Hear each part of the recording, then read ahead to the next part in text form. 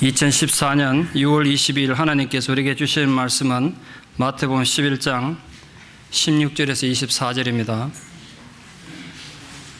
마태복음 11장 16절에서 24절 말씀을 봉독에 올리겠습니다. 이 세대를 무엇으로 비유할까? 비유하건대 아이들이 장터에 앉아 제 동물을 불러 이르되 우리가 너희를 향하여 피리를 불어도 너희가 춤추지 않고 우리가 슬피 울어도 너희가 가슴을 치지 아니하였다 함과 같도다. 요한이 와서 먹지도 않고 마시지도 아니하며 그들이 말하기를 귀신이 들렸다 하더니 인자는 와서 먹고 마시며 말하기를 보라 먹기를 탐하고 포도주를 즐기는 사람이요 세리와 죄인의 친구로다 하니 지혜는 그 행한 일로 인하여 옳다함을 얻느니라. 예수께서 권능을 가장 많이 행하신 고울들이 회개하지 아니하므로 그때에 책망하시되 화 있을진저 고라시나 화 있을진저 베스다야 너희에게 행한 모든 권능을 두로와 시돈에서 행하였더라면 그들이 벌써 베옷을 입고 저에 앉아 회개하였으리라. 내가 너희에게 이르노니 심판날에 두로와 시돈이 너희보다 견디기 쉬우리라. 가버나움아 네가 하늘에까지 높아지겠느냐 음부에까지 낮아지리라. 네게 행한 모든 권능을 소돔에서 행하였더라면 그 성이 오늘까지 있었으리라. 내가 너희에게 이르노니 심판날에 소돔 땅이 너보다 견디기 쉬우리라 하시니라. 아멘. 몇 년 전에 중국에서 70대 노인이 옆에서 쓰러져 죽어가는데도 본체 만취하고 마작에 빠져있던 사람들이 뉴스에 보도돼서 중국이 발칵 뒤집어졌습니다. 스촨성 청둥시 진장이라는 한 도시의 찻집에서 70대 노인이 쓰러져서 발작을 일으켰는데도 죽어가는 그 고통 가운데도 바로 옆 테이블에 앉아있던 여러 사람들이 마작하는데 빠져가지고 거들떠도 보지 않아서 결국은 노인이 죽었습니다. 이후에 그 딸이 와가지고 아버지 시신 붙들고 막 울고 옆에 사람들 둘러서 있는 장면이 TV에 보도되는 걸 제가 봤습니다. 인간들의 무정함이 참 무섭다는 생각이 들었습니다. 남의 나라 일이라고 함부로 욕할 일은 아니라는 생각이 듭니다. 몇 달 전 한국에서는 철없는 아버지가 PC방에 게임하러 가려고 일하러 가고 없는 엄마를 대신해서 어린 아들에게 밥을 먹이고 잠을 재웠는데 그날따라 아들이 혼자 집에 있고 싶고 있습니까? 돼요. 울고 불고 그러니까 아들을 때렸습니다. 아들이 울었겠죠. 우는 아들 입털을 막아서 질식시켜 죽였습니다. 아들을 죽여놓고도 태연하게 PC방에 게임하러 갔습니다. 게임 마친 뒤에 아들 죽은 시체 있는 방 가기 싫다고 찜질방에 가서 며칠 있다가 집에 들어간 거죠. 당연히 시체 썩는 냄새가 났겠죠. 죽은 아들 시신을 비닐을 담아가지고 아파트 쓰레기장에 버렸습니다. 일하러 돌아온 엄마가 아내가 아들을 어떻게 했냐 그러니까 아들이 잃어버렸다고 유괴당했다고 그리고 경찰에 신고하는 바람에 CCTV를 살펴보니까 아버지가 아들 시신 버린 장면이 찍혀 있어서 범행 전모가 드러났습니다. 인간의 무중함의 끝이 어딘가 참 고민이 많습니다. 오늘 본문은 말씀에 대한 올바른 반응을 보일 줄 모르는 가슴이 차가운 인간들의 무중함을 향한 주님의 고통스러운 외침입니다. 요즘은 편의점과 패스트푸드들이 발달돼가지고 사람들 욕구를 즉석에서 해결해주는 그런 시대입니다. 아주 편한 시대죠. 근데 편리한 건 좋은데 심각한 병폐가 생겨났습니다. 사람들이 점점 인내력을 잃어갔다는 것. 어쩌면 인내심을 잃은 게 가장 고질적인 현대병이 아닐까 생각합니다. 근데 이런 현대병은 신앙에도 그대로 영향을 끼쳤습니다. 신앙생활도 즉각적으로 뭔가 나타나야 되는 거죠. 기도 응답도 즉각적 응답이 없으면 신앙을 포기합니다. 말씀으로 사람이 변화되고 인격이 성숙한 것도 한순간에 그냥 끝장을 보려고 합니다. 예를 들면 산소호흡기 꺾고 숨도 제대로 못 쉬는 식물인과 같은 중환자가 어느 날 갑자기 기도 한번 해가지고 황영조 선수 같은 마라톤 선수 같은 그런 선수 되려고 합니다. 그게 어디 해결되겠습니까? 그게? 당장 필요한 문제들은 하나님 빨리 해결해 주셔야 된다고 늘 요청합니다. 환경이 힘들고 고난에 처해 있으면 상황이 더 조급해집니다. 그리고 자신의 생각대로 되지 않을 때는 하나님의 섭리도 필요 없고 교회의 화평도 필요 없고 원망과 불평이 앞섭니다. 자기 기분과 감정에 맞지 않으면 아무리 진리를 외쳐도 거부하고 비판만 합니다. 그 결과 아무리 오랜 세월 신앙생활하고 교회를 다녀도 삶이 변하지 않습니다. 인격이 성숙하지 않습니다. 오히려 시간이 갈수록 신앙이 성숙하는 게 아니라 더 얄팍해지는 사실이 현대교회의 비극, 한국교회의 비극이 아닌가 그래 생각합니다. 그래서 오늘 본문은 예수님 당시나 현대나 말씀을 들어도 그렇게 신앙이 성숙하지도 않고 도대체 인격이 변하지 않는 병든 세상을 향한 주님의 경고의 말씀입니다. 로마 시대는 도시를 재건하면 어떤 도시에서나 마을 중심에 아고라가 세워집니다. 아고라는 시장이면서 사람들 회합의 중요한 장소로 사용되는 생활 공간입니다. 물론 고대 시대 시장이라는 것이 요즘처럼 항상 상설시장이 아니라 우리 시골처럼 장날이 정해져 있었습니다. 그러니까 시장이 장이 서지 않는 날 그 아고라는 아이들의 가장 좋은 놀이터였습니다.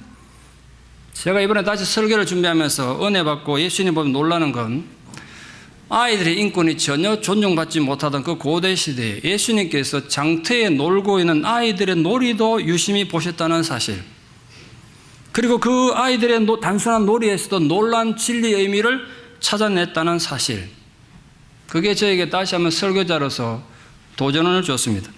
그래서 얼마나 눈을 부릅뜨고 세상을 살아가야 되는지를 다시 한번 생각하게 됐습니다. 스쳐가는 사소한 순간에도 엄청난 진리가 숨어있기 때문에 그렇습니다. 그래서 매 순간을 좀 소중하게 보내고 많은 경험해 보려고 노력합니다. 책을 읽든 영화를 보든 음악을 듣든 뉴스를 보든 또는 운전을 할 때라도 그 스쳐가는 장면들 속에서 의미를 한번 찾아보려고 노력합니다.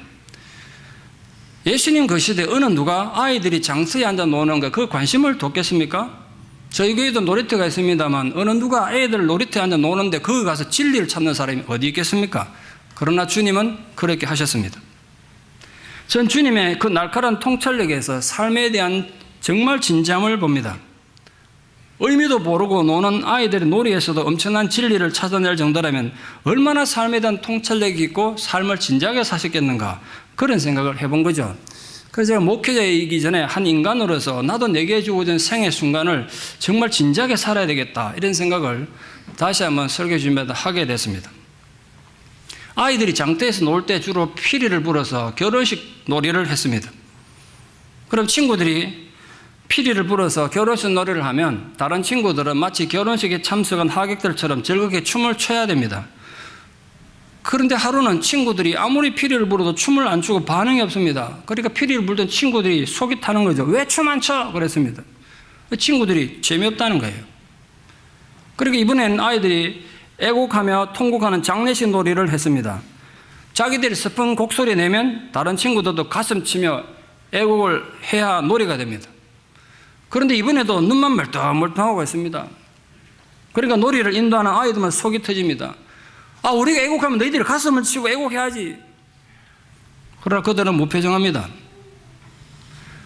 어느 순간인가 예수님께서 길을 가시다가 아고라를 지나면서 이 장면을 목격하신 것입니다. 그리고 애타게 예수님 외치는 그 외침에 반응하지 않고 복음을 거부하는 갈릴리 사람들을, 그 악함을 이 아이들의 놀이에 비유하신 것입니다. 그들은 요한도 비판하고 거부하고 요한이 예언했던 예수님도 비판하며 거부했습니다. 그런데 거부한 이유가 너무 독선적이고 모순된 것이라고 예수님 지금 장터에 앉아 노는 아이들의 놀이에 비유하신 것입니다. 세례요한은 제사장 아들로 태어났습니다. 당시 유대사의 제사장은 귀족층입니다. 고생 하나도 안 하고 살아도 되는 사람입니다. 그러나 세례요한은 모든 기득권을 포기하고 광야에서 금식하며 사람들에게 천국을 맞이하기 위해서 회개할 것을 선포했습니다. 그런 사람들은 금식하며 사람들이 살지 않는 광야에 사는 세례요한 보고 귀신 들려 미쳤다고 비웃으며 회개하기를 거부했습니다. 이번에는 정반대로 예수님께서 오셔서 금식하지 않고 일상생활을 하니까 먹을 것이나 밝히는 술꾼, 술이나 밝히는 욕심쟁이라고 욕했습니다. 세례요한의 금식을 비판했던 그들은 이제 예수님이 금식하지 않는다고 비난하는 모순된 태도를 드러낸 겁니다. 그들은 진리에 대한 관심이 전혀 없이 자신들의 기분에 맞지 않기 때문에 단지 비판을 위한 비판을 한 겁니다. 예수님은 갈릴리 사람들의 그런 태도를 오늘 날카롭게 비판하셨습니다. 너희들은 세례요한이 금식함으로 귀신 들려서 미쳤다고 했다. 그 이유는 너희들이 값싼 즐거움을 바랐기 때문이다. 그런데 내가 세리와 죄인들과 함께 식사한다고 모순되게 이제는 또 나를 비난하는구나. 너희들은 내가 회개하라는 설교를 몹시 싫어하고 천국의 복음을 거부하였다. 만약 그들이 세례 요한을 이해했다면 예수님도 이해할 수 있었을 것입니다. 그러나 하나가 안 되니까 나머지도 안 되는 거죠. 피리를 불어도 춤추지 않고 애곡하여도 가슴을 치지 않는 아이들과 같이 당시 유대인들은 회개의 애통을 역설하는 세례요한에 대해서도 아무런 반응이 없고 천국의 기쁨과 복음을 전하는 주님에 대해서도 아무런 반응이 없는 집단 무감각증에 빠져 있었습니다. 그들 어떤 메시지를 전해줘도 전혀 관심을 보이지 않고 오직 진리에 대하여 악이 찬 비난만 한 것입니다. 문제는 우리들입니다. 오늘 우리들은 어떻습니까? 우리가 살아가는 이 세상도 이런 현상은 흔히 발견됩니다. 여러분은 예수님을 어떻게 대하고 계십니까? 우리는 예수님 가르침에 어떻게 반응하고 있습니까? 아마 많은 분들이 이렇게 생각할지 모르겠습니다. 예수님이 직접 오셔서 설교하면 내가 귀 기울이지. 사람이 소리니까 안 듣지. 그래 생각할지 모릅니다. 천만의 말입니다, 여러분. 예수님과 함께 기뻐해야 될 일을 기뻐하고 예수님과 함께 슬퍼해야 될 일을 슬퍼하지 못하는 사람들은 예수님 직접 와도 안 듣는다는 거예요. 우리가 스스로를 대단한 신앙이라고 자부해도 주님 말씀에 제대로 순종하지 않는다면 우리도 똑같은 비판에서 결코 자유롭지 못할 것입니다. 우리는 그리스도의 은혜에 대한 기쁨도 없고 자기 죄악에 대한 안타까운 눈물도 없는 그런 시대를 지금 살고 있지 않습니까? 근데 혹시 이런 식으로, 이런 자세로 교회 다니는 분들 없습니까? 아무리 목이 터져라 애타게 외쳐도 전혀 반응하지 않는 무정한 마음을 가지고 오로지 이기적인 자기 만족을 위해서 신앙생활을 하고 있지는 않습니까? 그렇게 진리에 대한 비난거리를 찾는데 의미를 두고 신앙생활을 한다면 그들 역시 오늘 주님의 저주에서 결코 자유롭지 못할 것입니다.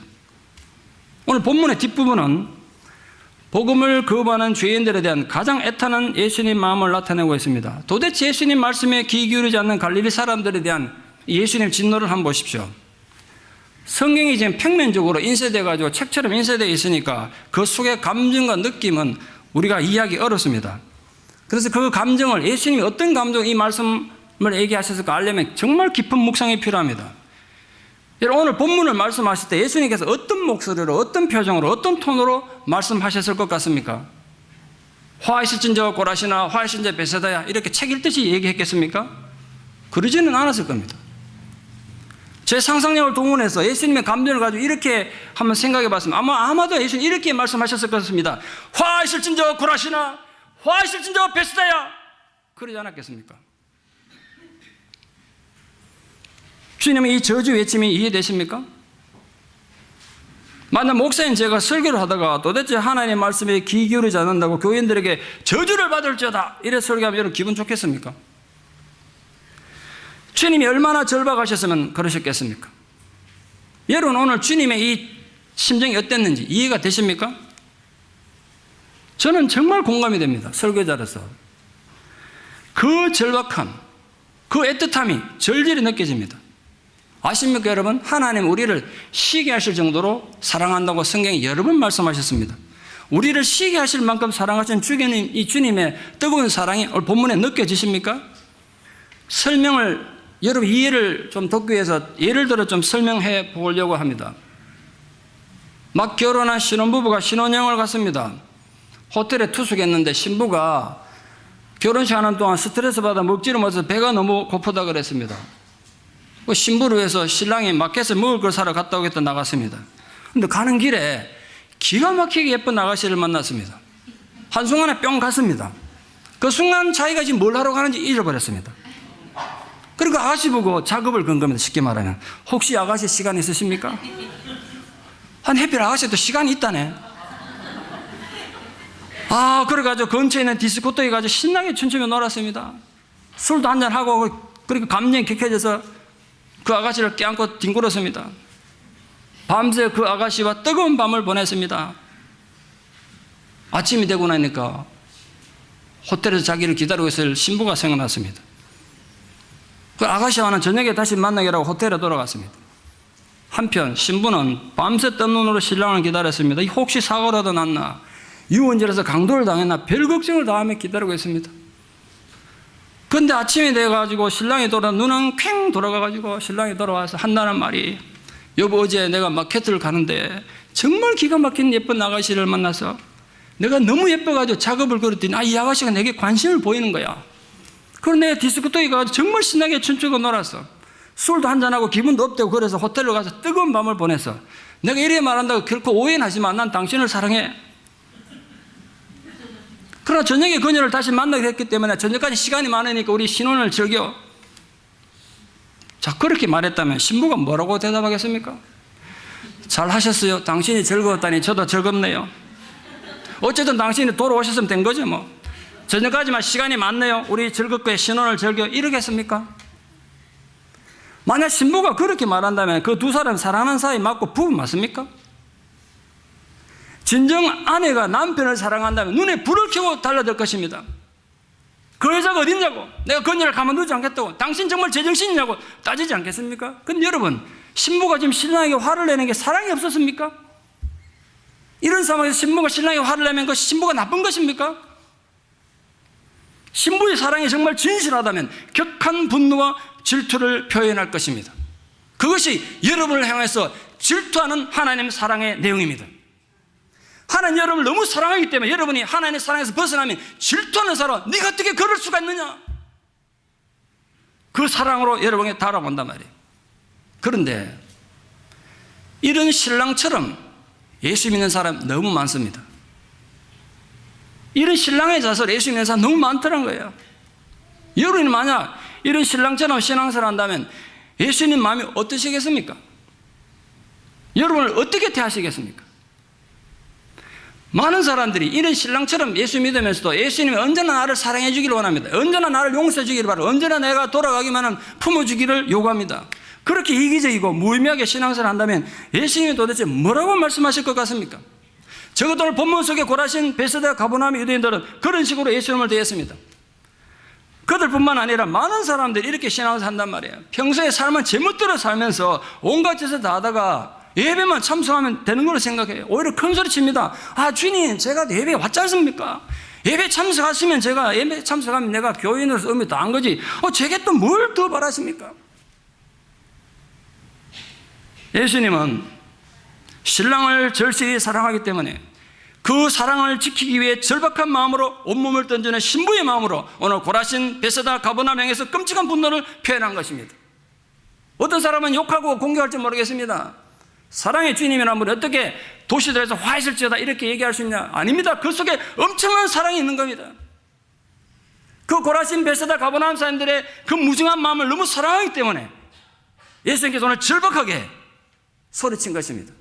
그래서 오늘 본문 속에서 우리는 그 주님의 절박함을, 그 절박한 사랑을 느낄 수 있어야 합니다. 부디 여러분을 향해서 부르짖는 주님의 음성을 들을 수 있기를 바랍니다. 아, 나는 이런 거와 상관없다. 나는 고라신 베세다 가버나움 사람과 상관없는, 그럼 내하고는 상관없는 일이다. 이런 식으로 성경이 그러면 안 되는 것입니다. 고라신에 대해서는 별로 알려진 게 없습니다. 예수님께서 그곳에서 어떤 말씀하셨고 어떤 사역을 하셨는지 성경에 전혀 기록이 없습니다. 다만 가버나움과 약 4km 정도 떨어진 마을 알려져 있으니까 가버나움과 같은 도시로 봐도 좋을 것 같습니다. 베세다는 갈릴리 북쪽에 있는 마을입니다. 굉장히 중요한 도시입니다. 예수님 사역에서. 이곳에서 예수님은 베드로, 안드레, 빌렙 세 제자를 불렀습니다. 예수님께서 약 100여 가지 이적을 행한 것이 성경에 기록되어 있습니다만 그 수많은 이적 중에 가장 예수님의 이적을 대표하는 이적이 무슨 이적이냐면 500여 기적입니다. 그 500여 기적을 행한 것이 바로 이 베세다입니다. 소경의 눈을 뜨게 했습니다.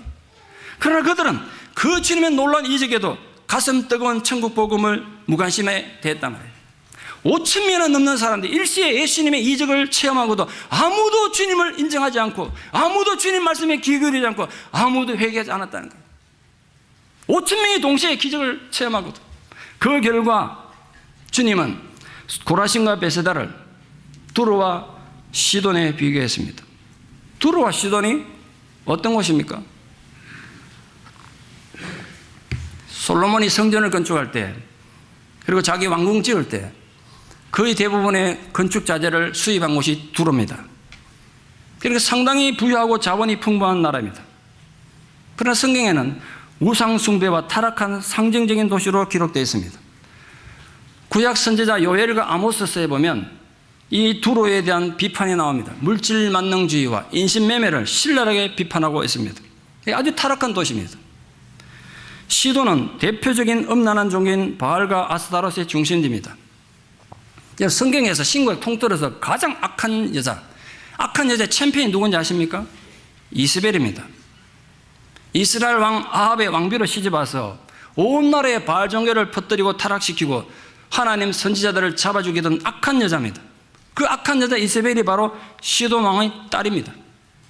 결국 두로와 시돈은 성경에서 가장 악한 곳으로 하나님의 진노의 대상이 되었던 것입니다. 그런데 예수님은 만약 이 고라신과 베세다에서 쏟은 열정을 그 악한 도시 두로와 시돈에 가서 내가 쏟았더라면, 그곳에 가서 설교하고 그곳에 가서 내가 기적을 행했더라면 그들은 벌써 회개하고 배옷을 입고 죄에 앉아있을 거란 거예요.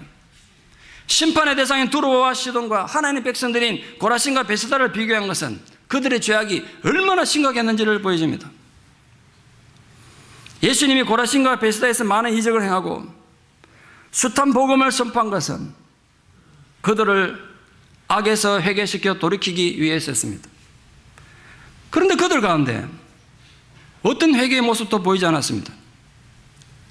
그래서 마지막 심판 때는 두로와 시돈이 오히려 더 도덕적으로 인정될 정도로 고라신과 베세다는 철저히 뼛속까지 타락하고 교만하다는 것입니다.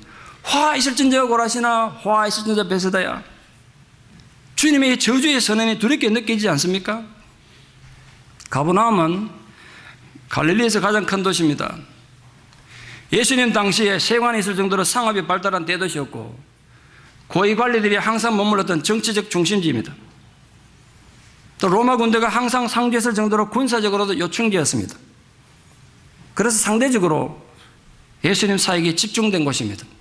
예수님이 가버나움을 굉장히 중요시했기 때문에, 사랑했기 때문에 내 고향 같은 도시, 나의 동네 이렇게 표현했습니다. 우리 성경에는 본동네라고 번역되어 있습니다. 원문이 그런 뜻입니다. 얼마나 이 동네를 사랑하고 이 동네를 중요시 여겼으면 내 고향 같은 동네다 이렇게 말씀하셨겠습니까? 가버나움에서 예수님은 한 백부장의 병든 하인을 집에 가지도 않고 멀리서 원격으로 치유하셨습니다. 소문이 났겠죠. 회당에서 귀신 들린 자를 고치셨고 또 한 번은 한쪽 손 마른 사람을 고쳤습니다. 그리고 회당에 모였던 많은 사람들이 이적을 봤을 것입니다. 많은 사람들이 집안에 모여가지고 입구가 막히자 지붕에서 중풍병자를 달아내려서 그 중풍병자를 고치는 걸 많은 사람들이 그 자리에서 목격했습니다. 신하의 아들을 치유했기 때문에 귀족들에게도 소문이 알려졌을 것입니다. 심지어는 회당장 야이로의 죽은 딸을 살렸기 때문에 종교인들에게도 제사장들에게도 소문이 퍼졌을 것입니다. 예수님에 대한 소문이 많이 퍼지니까 사람들이 구름처럼 몰려들었습니다. 그들에게 설교하기 위해서 예수님 배를 타고 그들에게 놀라운 천국의 가르침을 주셨습니다. 그들에게 전해진 복음이 천국에 대한 7가지 비유 말씀입니다. 이렇게 많은 권능을 행하고 중요한 복음을 가르쳤지만 그들의 삶은 변하지 않았습니다. 회개하지 않았습니다. 그들은 교만해서 주님을 철저히 거부했던 것입니다. 성경에서 타락해서 멸망당한 도시로 유명한 것이 소돔성 아닙니까? 하나님께서 하늘에서 불과 유황을 쏟아서 진멸한 땅입니다. 전설에 하면 소돔성이 망하여 생긴 곳이 죽음을 받아 사해라는 설이 있습니다. 그런데 만약 그 소돔성에 예수님께서 가셔가지고 내가 가버나움 너희들에게 전했던 말씀, 너희들이 행했던 이적을 행했다면 소돔 사람들이 벌써 회개해가지고 오늘까지 진멸하지 않고 그 성이 건재했을 거란 거예요. 그러니 가버나움이 이 타락과 음란의 도시 소돔보다 더 악한 곳이라는 겁니다. 지금 예수님의 이 저주의 말씀을 우리가 그대로 받아들여야 됩니다. 거기다가 다른 인간의 의견을 보탤 수 없어요. 물타기 하면 안 된다고요. 예수님의 진노가 현재 우리들에게 들려주는 정말 심각한 교훈이 있습니다. 예수님께서 가장 사랑하여 가장 많은 이적을 행하고 가장 많은 가르침을 주었던 곳도 회개하지 않으니까 소돔보다 더 악하고 더럽고 타락한 곳이 된다는 사실, 저는 예수님의 말씀이 정말 너무너무 두렵습니다. 너무너무 두려워요. 하나님의 은혜와 주님의 말씀으로 살아가는 교인들이 잘못하면 세상 어떤 악한 인간보다 더 악하고 타락할 수 있다는 건 소름 돋는 일 아닙니까? 소름 돋습니다. 정말 2014년 6월 13일을 꼭 좀 기억해 주십시오. 2014년 6월 13일 중앙일보에 기가 막힌 제목의 칼럼이 실렸습니다. 한국 교회는 구원받을 수 있을까? 2014년 6월 13일은 공식적으로 한국 사회에서 한국 교회가 사형 선고받은 날입니다. 세상이 드디어 한국 교회의 구원을 염려하는 지경에 이르렀습니다. 그동안 제가 정말 염려했던 일이 벌어졌습니다. 그 칼림 요즘에 이랬습니다. 세상이 힘들고 어려울수록 교회가 세상의 구원을 앞장서야 되는데 지금의 한국 교회는 자기들조차 구원받기 힘든 지경이 된 거 아니냐는 비웃음입니다. 여러분은 세상의 이 질타에 대해서 어떻게 생각하십니까? 정말 한국의 모든 목회자들에게 정말 통곡하는 마음으로 외치고 싶습니다. 정말 더 늦기 전에 정신 차려야 돼요. 목사들부터. 화하실전자 한국교회요. 주님 외치는 이 소리가 안 들리십니까? 여러분, 우리 교회는 안전합니까? 여러분은 그 주님의 저주로부터 안전하냐 말이에요. 요즘 한국 사회에 가장 이슈가 되는 게 문창극 총리 후보자입니다. 온누리교회 장로인 그분이 자기 교회에서 설교했던 내용이 지금 문제가 되고 있습니다. 정말 가슴 답답한 일이 아닐 수 없습니다. 교회가 구원을 받을 수 있느냐고 세상이 조롱하고 있는 상황에서 이번에 아주 그냥 홈런을 친 것 같습니다. 저도 그동안 문창극 씨가 쓴 신문 칼럼을 아주 애독했던 애독자로서, 팬으로서, 또 목사로서 장로를 아무리 두둔하려고 해도 그분의 사성이나 정신을 세상 사람들이 납득시키기가 무척 어렵습니다. 그분이 내 정신 알아요. 뭘 얘기하려고 했는지 알아. 근데 표현이 잘못된 거예요. 왜 신문기자가 표현을 그렇게밖에 못했을까? 저도 글 쓰는 사람으로서 표현이 잘못된 거예요. 그래서 꼬투리를 잡힌 거예요. 그분은 우리가 일본의 식민지 된 것이 하나님 뜻이라고 했습니다. 여러분, 아무리 역사의 주관자 되신 하나님 뜻을 인정한다고 해도 그분 표현은 문제가 있는 거예요. 어찌 강제로 남의 나라를 식민지 삼는 게 하나님 뜻이겠습니까? 그럼 안창원 선생이나 김군 선생이나 이런 독립운동하는 사람 다 하나님 뜻에 위배하는 겁니까? 어찌를 강제로 남의 나라를 식민지 삼는 게 하나님 뜻이겠어요? 그건 사악한 인간들의 욕망의 희생양이 된 겁니다. 하나님 뜻일 수가 없죠. 그런 하나님의 반역하는 억압과 고통의 역사 속에서도 하나님의 선한 인도함으로 오늘 우리가 있다, 이렇게 표현해야 되는데 표현이 잘못된 거예요. 그분 전할 의도가 아마 이거였을 겁니다. 원래 의도가. 그는 조선시대 500년을 게으르고 허송했다고 하는데 아무도 그분은 식민지 사관, 자학사관으로 교육을 받아서 그랬는지 역사관에 좀 문제가 있는 것 같아요. 조선이 결코 강한 나라도 아니고 대단한 업적 남기지 않은 것도 저 인정합니다만, 그렇지만 여러분, 세계 속에 500년을 지속한 나라가 얼마나 되는지 아십니까? 저는 지금도 역사책 매일매일 읽습니다. 중국 역사, 유럽 역사, 한국 역사. 조선실력은 막 수십 번 읽었습니다. 역사를 모르고 어떻게 목사를 하겠냐 해서. 그런데 내가 깨닫는 것이 있습니다. 조선이 그래 좋은 나라 아닌 거 인정해요. 그러나 주변의 강대국과 숱한 외적의 침입을 받으면서도 500년이나 국가를 유지한 나라가 거의 없습니다. 없어요. 미국이 대단한 것 같아도 이제 아직 200년 조금 넘은 나라 아닙니까? 중국을 최초로 통일해서 세계적인 제국을 이루었던 시황제의 진나라는 겨우 15년도 못 버티고 나라 망했습니다. 그런데 조선 500년이 그렇게 부끄러운 역사입니까? 6.25는 미국을 붙잡기 위한 하나님이 주신 것이라는 말은 보통의 기독교인 관점에서 너무 잘못 나간 겁니다. 여러분, 6.25가 미국을 한국에 붙들어 놓으려고 하나님이 주신 건 맞습니까? 일반 국민들을 어떻게 받아들이겠습니까? 이게 교회에서 이런 일을 말했다는 게 이게 문제가 되는 거예요. 교회가 얼마나 사회에 피해를 줄 수 있는지를 보여주는 치명적인 예가 아닐까 생각합니다. 세상은 또 교회를 얼마나 욕하고 예수쟁이들을 비난하고 욕할지 정말 걱정됩니다. 오늘 고라신, 베세다, 가버나움이 예수님으로부터 저주받으며 책망받은 이유가 뭡니까? 다른 이유 아닙니다. 회개하지 않았기 때문입니다. 그들은 안식일이면 안식일을 지킨다고 열심히 회당에 갔습니다. 소잡고 양잡아 열심히 제사를 드렸습니다. 그것으로 자신의 의무를 다했다는 자부심이 대단했습니다. 그러나 일상의 삶은 바람난 신랑처럼 제멋대로 살았습니다. 그리고는 어떤 회개도 하지 않았던 것입니다. 그래서 예수님은 시기할 정도로 그들에 대한 사랑을 표현한 겁니다. 화하실전저 고라시나, 화하실전저 베세다야, 화하실전저 가버나움이야. 이건 단지 저주가 아니라 그들 향한 아버지 하나님의 질투하는 사랑의 표현인 것입니다. 분명히 이 말씀은 이 도시를 저주한 게 아니라 그 도시 살고 있는 사람들을 저주한 거 아니겠습니까? 그러면 오늘 우리가 주님의 책망을 좀 심각하게 들어야 됩니다. 주님이 그 성읍들에서 가장 많은 권능을 베풀고 천국 복음을 열심히 선포한 이유는 회개를 위해서였습니다. 회개는 마음을 바꾸는 겁니다.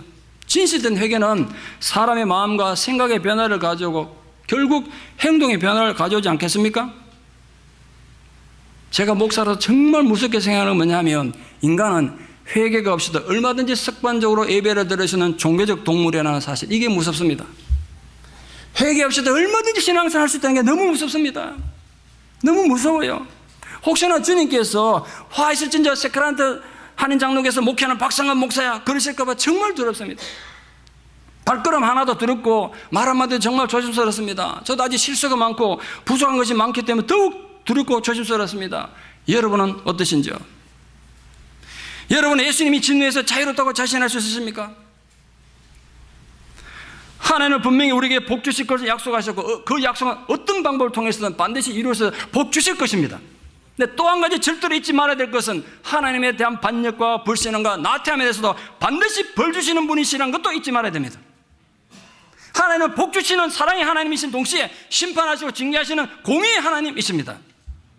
하나님은 한쪽으로만 가르치고 한쪽으로만 배우는 건 하나님의 얼굴에 침 뱉는 겁니다. 우리가 사는 시대는, 우리 한국교회도 회개를 거절하는 그런 시대, 그런 교회 아닌가요? 제가 그동안 얼마나 회개를 외치며 설교했습니까? 그러나 눈 하나 깜짝하지 않는 사람들도 있을 수 있겠죠. 이유는 하나님의 축복은 믿어도 하나님의 저주는 믿지 않기 때문에 그렇습니다.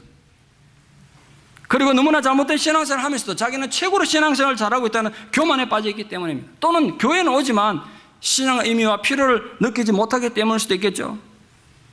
우리는 오늘 예수님께서 선언하셨던 저주의 재앙을 기억해야 합니다. 오늘 주님의 경고가 우리에게 더욱 경각심을 불러일으키는 것은 하나님 백성임을 자처하는 자들도 더욱 큰 죄악에 빠질 수 있다는 점, 오히려 하나님을 전혀 모르는 이방 나라들보다 더 심한 악에 빠질 가능성이 충분히 있다는 게 우리들에게 정말 경고 아닙니까? 우리 표현을 하자면 교회 다니는 사람들이, 교인들이 하나님 전혀 모르는 저 세상 사람보다 더 악하고 타락하고 파렴치할 수 있다는 거예요. 그러면서 자신들은 단지 교회 다닌다는 그 사실 하나만으로 세상 사람들보다 도덕적 우월하다고 착하게 사는 거예요. 착각입니다. 분명 오늘 예수님의 경고는 하나님의 백성, 이스라엘 백성들이 주님의 수많은 이적을 보고 주님으로부터 직접 천국 복음을 듣고도 시돈이나 소돔성 같은 하나님은 전혀 몰라 타락한 이방 백성들보다 더 타락하고 더 악할 수 있다는 한탄과 경고한 거 아니겠습니까? 가버나마 네가 하늘이까지 높아지겠느냐, 엄부이까지 낮아지리라. 이 표현을 좀 잘 곱씹어 보십시오. 가버나움 사람도 너무 교만해서 자기들이 대단한 줄 알았습니다. 그런데 예수님 눈에 비친 그 가버나움 사람들 교만이 아마 하늘을 찌를 정도였던 것 같아요. 그러나 예수님은 그들의 영적 상태를 정확히 파악하셨습니다. 저는 이 부분에서 저 자신도 우리들도 믿음에 대해서 좀 두려운 마음이 있어야 한다고 생각합니다. 우리는 우리 자신의 믿음조차 자부심 대단할지 모르겠습니다만 주님은 우리 실상을 가장 정확하게 파악하지 않으시겠어요? 그들의 교만이 하늘을 찌를 것 같지만 그들은 철저히 파멸되고 낮아질 것입니다. 어느 정도로 낮아진다고 말씀하셨습니까? 엄부에까지 낮아질 것이다. 하나님으로부터 저주받은 자들이 가서 고통받는다는 그 지옥의 장소가 엄부인데, 그 엄부가 가버나움 사람들의 장래의 운명입니다. 실제로 가버나움은 예수님이 저주 후에 불과 몇십 년 뒤에 로마의 군대에 반기를 들었다가 AD 70년에 철저히 파괴돼서 오늘날까지 폐허로 남아있습니다. 지난번 성지순례 가보셨죠? 가버나움이 어떻게 폐허된지. 그때 무너진 폐허가 아직도 폐허로 있습니다. 얼마나 주님이 속이 상했으면 내가 사랑하는 내 고향 같은 도시라고 불렀던 가버나움을 그 소돔성에다 비유했겠어요. 이게 얼마나 심각한 비유인지 우리 피부에 좀 와닿게 제가 이렇게 비유해서 설교해 보겠습니다. 제가 만약 여러분들 보고 피를 토하는 절실한 마음으로 설교해도 도대체 듣지 않고 교만한 그대들에게 저주가 있을지어다. 그대들은 스스로를 대단한 존재라고 생각하며 당연히 천국 갈 것이라고 자부심 가질지 모르지만 주님은 그대들을 위해서 지옥을 준비하셨다. 그대들에게 한 설교를 차라리 알카에다 테러 단체에 가서 했으면 그들이 벌써 회개하고 총을 놓고 평화를 선언했을 것이다. 이리 선언하면, 이리 설교하면 좀 이해가 되십니까? 사실 이 정도 비유로도 우리가 유대인들이 받았던 충격과는 비교가 안 될 겁니다. 주님 당시 갈릴리 사람들이 받았던 저주의 충격이 엄청났을 겁니다. 하나님 선민이라는 자부심 하나로 살아가는 그들에게 감히 저주받아 망해야 되는 소돔성에 타락한 족속들보다 못하다고 얘기하더니 얼마나 분노했겠어요. 이 설교를 듣는 그 갈릴리 사람들이. 다시 강조해서 말씀드립니다. 예수님은 고라신, 베세다, 가버나움의 고을들이 단순히 주님을 배척하거나 비난했기 때문에 책망한 것이 아닙니다. 그들은 주님이 메시아로서 신적인 이적들을 행하고 천국의 복음을 전했음에도 불구하고 회개하지 않았기 때문에 심각하게 책망하신 것입니다. 회개 없는 예배, 회개 없는 신앙생활이 왜 무슨지 아시겠습니까? 회개 없이 예배만 드리고 회개 없이 봉사하고 회개 없이 기도만 하면 예수님이 오히려 화 있을진저 외치면서 책망하실 겁니다. 그래서 소망합니다. 부디 우리 예배에, 우리 찬양에, 우리 기도에, 우리 선교에 회개가 있기를 축원합니다. 여기서 우리가 심각하게 고민하게 됩니다. 인간이 심판받는 것은 하나님께서 베푸신 기적이 부족해서가 아니라는 것. 아무리 기적이 쏟아져도 믿지 않을 수 있는 것이 악한 인간의 본성이고 그 결과는 심판입니다. 혹시나 여러분은 오늘도 기적을 꿈꾸십니까? 진정 우리에게 필요한 건 기적이 아니라 순종하려는 마음입니다. 결론적으로 오늘 본문을 통해서 우리가 깊이 깨달아야 되는 사실 하나가 있습니다. 예수님이 이적을 목격하고 천국의 말씀을 듣고도 믿지 않으면 그 들은 자들의 책임이 얼마나 큰가 하는 겁니다. 또 은혜를 받고도 아무런 반응이 없는 자들의 책임이 얼마나 큰가 하는 겁니다.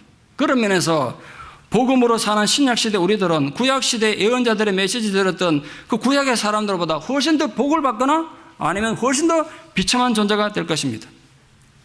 부디 오늘 말씀을 통해서 우리를 향한 애타는 주님의 마음을 깨달을 수 있기를 바랍니다. 화 있을진저 너희들이여. 이 말은 우리 보고 저주받아 죽으라는 저주가 아니에요.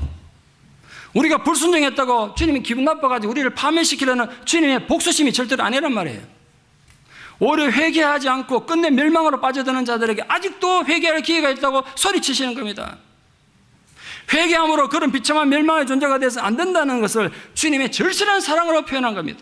사랑하는 여러분, 하나님은 우리를 시게 하실 정도로 사랑하십니다. 그래서 우리가 망하는 것을 결코 기뻐하지 않으십니다. 하나님은 아무리 악한 죄인이라도 회개하여 살기를 원하십니다. 오늘 본문에서 우리는 역설적으로 우리를 향한 뜨거운 주님의 사랑을 발견할 수 있어야 합니다. 화 있을진저. 이 말씀은 우리를 향한 주님의 뜨거운 사랑의 표현이에요. 멸망을 향해 가고 있는 불쌍한 영혼들을 불쌍히 여기셔서 회개로 이끄시고자 하는 주님의 그 간절한 절기에 부디 좀 귀 기울여서 회개 예배를 드림으로써 주님의 기쁨이 되는 교회 제자 되기를 진심으로 축원합니다. 기도드리겠습니다. 거룩하신 아버지, 오늘도 저희들을 부르셔서 하나님 백성 삼으시고 주의 제자 삼으시기 위하여 주님이 들려주시는 이 엄청난 경고의 말씀 앞에 귀 기울입니다. 우리는 이 주님의 애타는 외침 속에서 우리를 향한 주님의 뜨거운 사랑을 발견합니다. 질투하시는 하나님의 사랑을 발견합니다.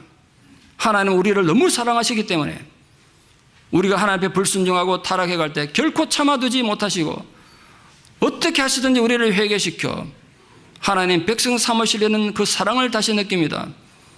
우리를 다시 회복시켜서 하나님 백성 삼으시고자 하는 이 주님의 뜨거운 사랑 앞에 우리가 무릎 꿇고 고백함으로 진실로 주를 기쁘시게 하는 주의 제자가 되게 하여 주시옵소서. 예수님 이름으로 기도드리옵나이다. 아멘.